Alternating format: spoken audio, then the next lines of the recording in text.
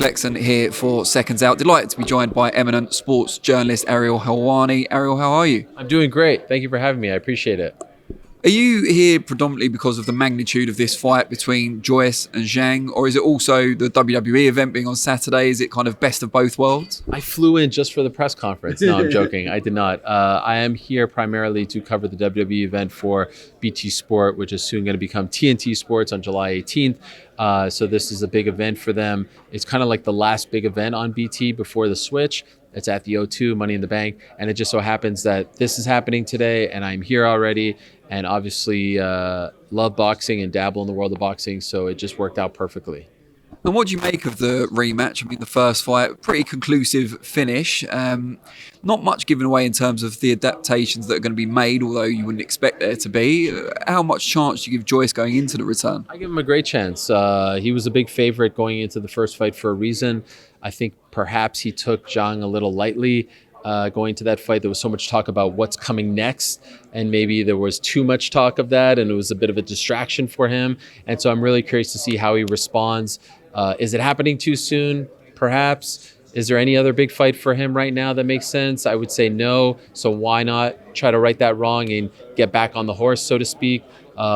Recently, we just saw Lee Wood fight Mauricio Lara, and a lot of people said that fight was happening too soon for Lee, and look how good he fought in that fight. So you can make adjustments, you can figure things out. Zhang is a really tough guy, and perhaps he has, the formula to beat Joyce if they fight 10 times.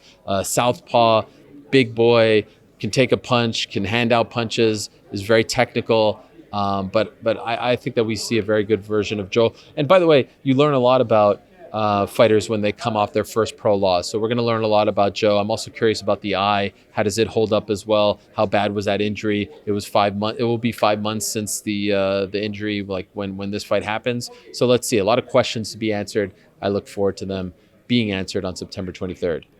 And we've seen a lot of big fights already this year, but not so many in the heavyweight division. How refreshing is it that we've got two top 10 heavyweights, maybe even top 5, happy to go back in with each other for the second time this year? Yeah, thank God. And hopefully we get Usyk Dubois, and I know that's not the fight that everyone wants to see for Usyk, but it's still a solid fight.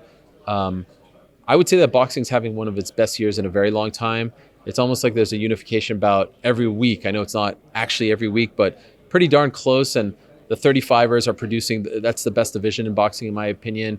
140, not too far behind. We're getting Spence Crawford at 147. The women have been incredible this year, all fighting each other, big fights, and there's some big fights to come back into the year. It's just the heavyweights that are being annoying right now. I wouldn't even say frustrating, it's like annoying. It's almost like, just leave us alone.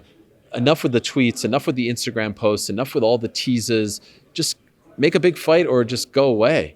And it's a shame because the heavyweight division has never been better, or at least not in the last 20, 30 years. And there's incredible talent and they're not getting younger. So what are we doing here? So I would love to see those guys fight. And hopefully by the end of the year, they do fight Fury, Wilder, Joshua, if Andy Ruiz comes, great. And, we got these two big boys and then we got Usyk. I would love to see Usyk Fury. It drives me nuts that they're not fighting. But hopefully at some point we'll get to see that fight. And Dubois could be the Zhang to Usyk's Joyce. He could screw up everything. He has the ability to do that. That's what makes this fun and risky, but also a little bit frustrating as well. You mentioned about it being a boom period for boxing. There's actually 2 televised shows in the UK on Saturday. I will be watching neither of them live because I'll be watching Money in the Bank, which we're all very excited about, of course, on BT, soon to become TNT. Just wanted to ask you a couple of quick WWE questions. I think my colleague's going to be talking to you at a WWE event tomorrow anyway. But first of all, I've watched a number of your sit-down interviews. The Bailey one stands out particularly. Have you ever encountered any issues with some of the performers wanting to stay in character, wanting not to break kayfabe while you're talking to them? Not really. There was just one that comes to mind. It was with Sasha Banks. She wasn't rude about it or anything, but it was very clear that she did not want to go away from the character or kind of open up into her real feelings and persona. And I respect that. But you very, very, very rarely see that or encounter that. The sit-downs that I've done over the past year and a half, almost 2 years now for BT have been some of my favorite things that I've ever done. they are such interesting people, and it's rare to get that kind of time, and the production value for the stuff that they do on BT is amazing. And it's why I reached out to them to do work for them and kind of pitch them on this. So it's been a lot of fun, and we've had some great ones that I'm very, very proud of. We've got some big ones lined up for later on this week as well. So, you have to respect. You can't go in there and say like, are you winning this weekend? It's like, you have to respect the craft. And I think they see that I respect it, and that I'm knowledgeable, and that I have a great admiration for it. And I think in turn, they open up and give us good stuff. And of all those sit-downs that you've done, and they're all memorable for me as a fan, but who surprised you the most? That's a tough one. Surprised me.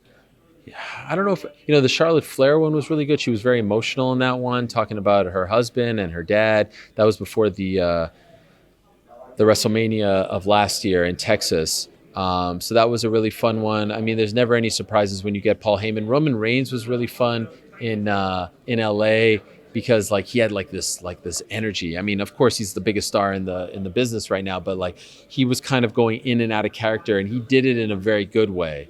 Like that's the kind of way that I like. Like he was like a little bit surly towards me, and then he gave me some good stuff, so that was fun. I really liked the Seth Rollins one last year in Wales. I mean, I could go on and on with these. There has not been one dud. There has not been one that I really did not enjoy. I've really enjoyed all of them. And kind of the changes in WWE kind of head office. So, Vince McMahon taking a sabbatical, Triple H taking charge, Vince coming back, WWE being sold or becoming merged with another company. Does any of that affect your role? And if so, how? No, not at all. Absolutely not. I mean, I work for BT. I don't work for WWE. I know I did the one thing, so we'll see what happens. But no, as of now, business as usual, as they say. Any interactions yet with Mr. McMahon? I have not met Mr. McMahon. I've met his daughter. I met Triple H, obviously, but I've never met Vince McMahon. Maybe one day I'll get to sit down with him. Quick couple of MMA questions before I let you go, because I know you're much in demand. I think I have to talk to Frank here. All right. So, yeah, I'll keep it quick. Conor McGregor, someone we've talked about many times in the past on the channel. Not going the best of fortunes at the moment on The Ultimate Fighter. I think he's winless currently. What do you make of that? And will that impact him in the same way as defeats as a fighter? No, I think we'll see him back. And the big question is how he's going to look. I don't know, but I think we'll see him maybe next year, maybe for UFC 300. Maybe we see him back end of the year, but I definitely think we'll see him back.